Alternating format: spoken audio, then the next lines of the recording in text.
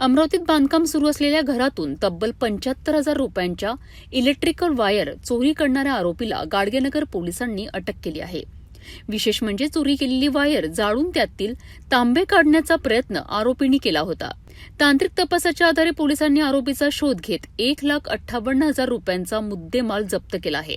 त्रिमूर्ती विहार नवसारी परिसरात रवी झाडे यांच्या नव्याने बांधकाम सुरू असलेल्या 2 मजली घरामध्ये इलेक्ट्रिकल वायर फिटिंगचे काम सुरू होते.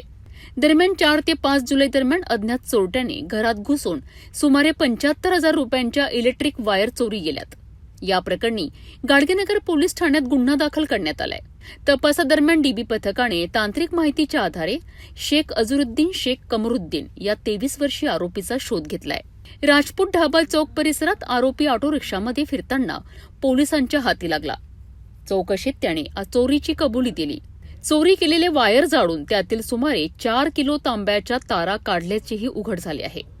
पोलिसांनी आरोपींकडून अंदाजे 8,000 रुपयांचे तांब्याचे तार आणि गुन्ह्यात वापरलेली 1.5 लाख रुपयांची ऑटो रिक्षा असा एकूण 1,58,000 रुपयांचा मुद्देमाल जप्त केला आहे. गाडगेनगर पोलिसांच्या या कारवाईमुळे परिसरातील चोरीच्या घटनांवर आळा बसण्याची अपेक्षा व्यक्त केली जात आहे. तांत्रिक तपास, जलद हालचाली आणि डीबी पथकाच्या सतर्कतेमुळे हा चोरीचा गुन्हा अल्पावधीत उघडकीस आलाय.